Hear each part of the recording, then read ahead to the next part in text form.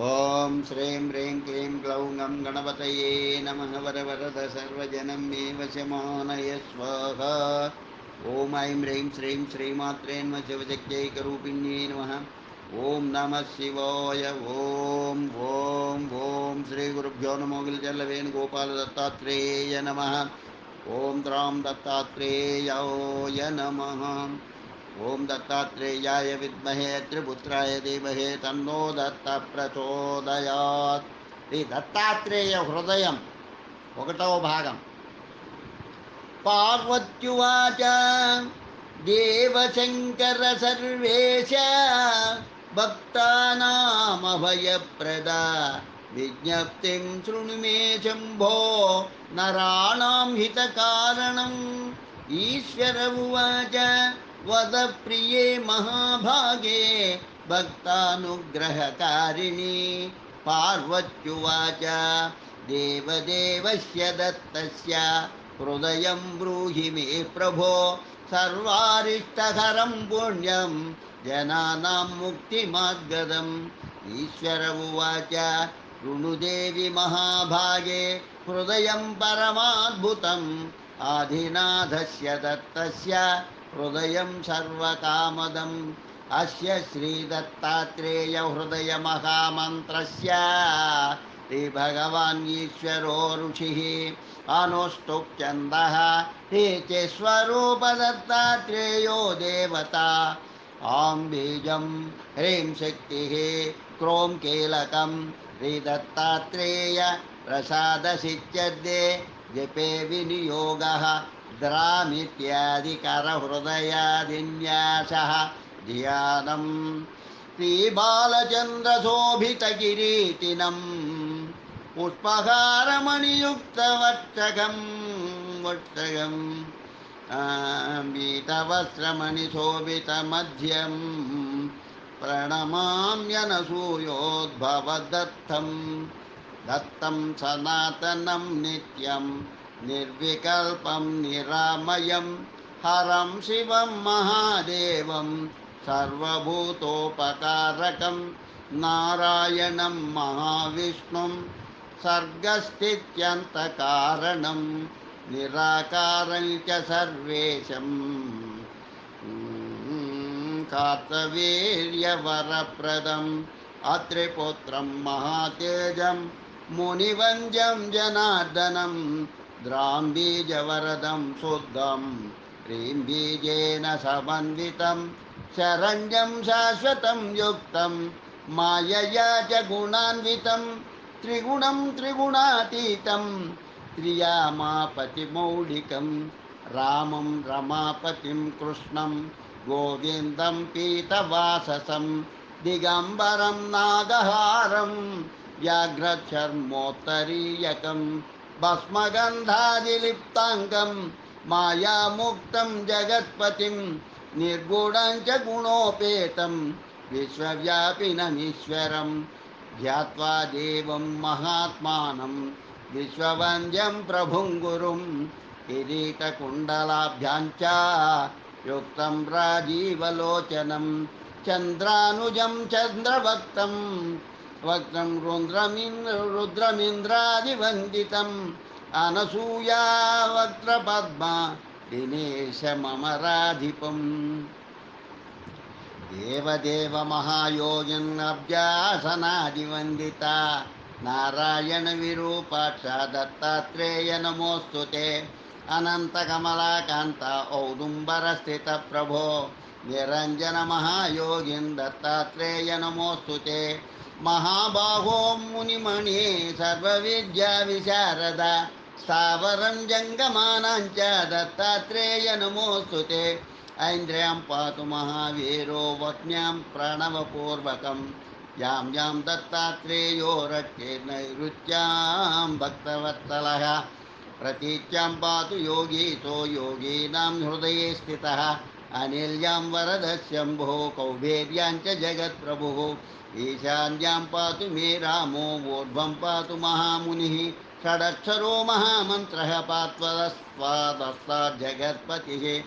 ఏవం పంక్తిదశో రక్షేద్యవరాజవరప్రదః अकारादिक्षकारान्तं सदा रक्षेद्विभुः स्वयं दत्तं दत्तं पुनः दत्तं यो वदेद्भक्तिसंयुतः तस्य पापानि सर्वाणि क्षयं यान्ति न संशयः य इदं पठते नित्यं हृदयं सर्वकामदं पिशाचशाकिनी भूतढाकिनी काकिनी तथा ब्रह्मराक्षसवेताळा श्लोको चोटिंगा भूबालभूतका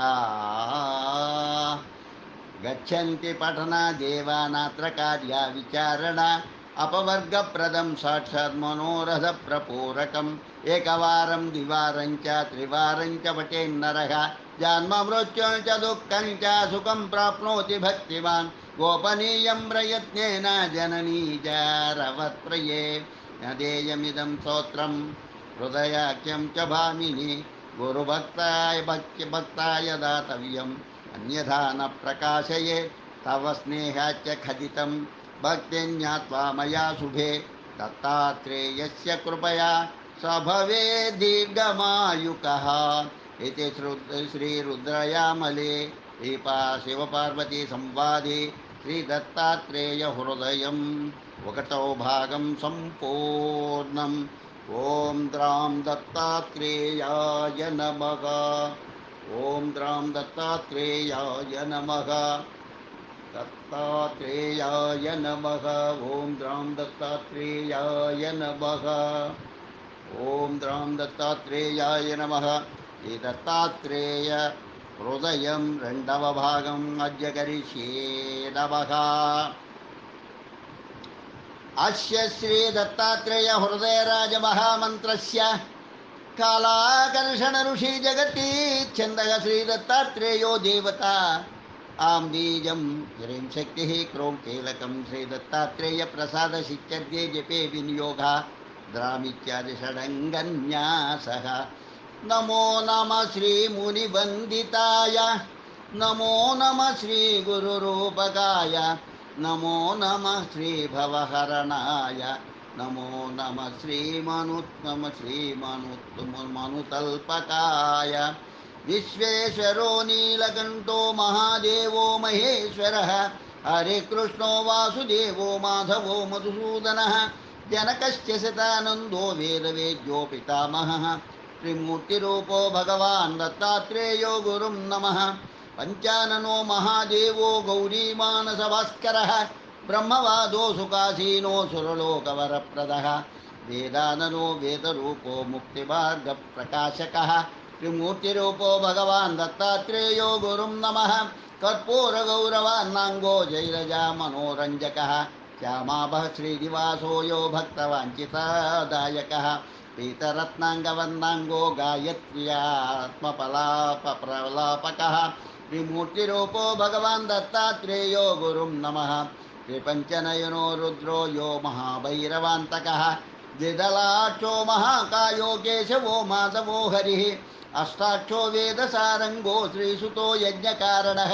త్రిమూర్తిరూపో భగవాన్ దత్తాత్రేయో గురుం నమః. దిగ్బాహుమండితదేహో దేవో మృడాని ప్రాణవల్లభः. సుమూర్తి కార్తికేయో వృషికేశసురేశ్వరः. వసుపాణిస్తపశ్చాంతో బ్రహ్మణ్యో మఖభూషణः. త్రిమూర్తిరూపో భగవాన్ దత్తాత్రేయో గురుం నమః. గంగాధరో మహేశానో శ్రీపతిర్భవభంజకः. వాగ్దేవः కామశాంతో యో సావిత్రీ వాగ్విలాసకः. బ్రహ్మరూపో విష్ణుశక్తిర్విశ్వేశో త్రిపురాంతకः. త్రిమూర్తిరూపో భగవాన్ దత్తాత్రేయో గురుః నమః. నాగప్రియో భూతనాథో జగత్సంహారకారకः. భువనేశో భయత్రాతా మాధవో భూతపాలకः. విధాతా రజరూపశ్చ బ్రహ్మణో అజకారకः. త్రిమూర్తిరూపో భగవాన్ దత్తాత్రేయో గురుం నమః. రుద్రక్రోరపిశాచేశో శాంభవో శుద్ధమానవः. శాంతో దాంతో మహాధీరో గోవిందస్తత్వసారకः. సత్వసాగరः. అర్ధో సర్దో మహాభవభాగో రజో రూపో మహర్షికः. త్రిమూర్తిరూపో భగవాన్ దత్తాత్రేయో గురుం నమః. చర్మాంబరధరో దేవో లీలాతాండవ కౌశలः. పీతాంబర పరిధానో మాయా చక్రాంతరాత్మవిత్ కర్మాంగవస్త్రభూషో యో జగత్కారణకార్యదృత్ త్రిమూర్తిరూపో భగవాన్ దత్తాత్రేయో గురుం నమః కపాలమాలాం సుధరో భస్మభూషో శుభప్రదః ఏవత్స ప్రీతికరో యోగవాన్యో పురుషోత్తమః యజ్ఞసూత్రోత్తరీభూషో వేదమార్గప్రభాకరः త్రిమూర్తిరూపో భగవాన్ దత్తాత్రేయో గురుం నమః త్రిశూలపాణిः సర్వజ్ఞో జ్ఞానేంద్రియప్రియంకరः గదాపాణిశ్చార్వంగో విశ్వత్రాత జగత్పతిः కమండలుధరో దేవో విధాత విఘ్ననాశనः త్రిమూర్తిరూపో భగవాన్ దత్తాత్రేయో గురుం నమః శిలానసూను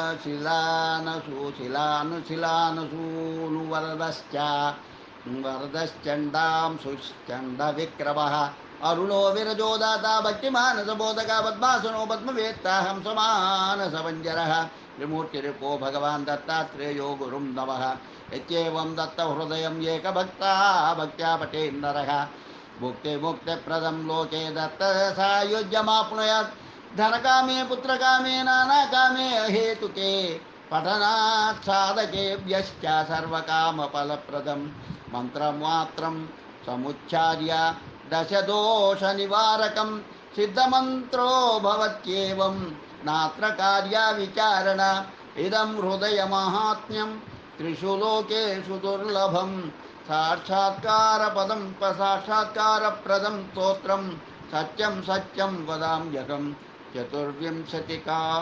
చతుర్వింశతికాన్ శ్లోకాన్ జప్త్వా ద్వాదశ సంఖ్యయా తస్య ద్వాదశ భాగేన జప్త్వాటీకపురశ్చరం సూర్యసంఖ్యపురశ్చర్యాత్ కృతో వై సాధకోత్తమః తస్య పాఠప్రభావేన దత్తదర్శనమాప్నుయాత్ ప్రత్యేకం శ్లోకే కృత్వా పాఠం విచక్షణः తేన సాన్నిధ్యతా శీఘ్రం దత్తాత్రేయస్య జాయతే ఇది దత్తాత్రేయ హృదయం రెండవ భాగం సంపూర్ణం. ఓం ద్రాం దత్తాత్రేయాయ నమః. ఓం ద్రాం దత్తాత్రేయాయ నమః. ఓం ద్రాం దత్తాత్రేయాయ నమః. ఓం ద్రాం దత్తాత్రేయాయ నమః. ఓం ద్రాం దత్తాత్రేయాయ నమః. ఓం ద్రాం దత్తాత్రేయాయ నమః. ఓం ద్రాం దత్తాత్రేయాయ నమః.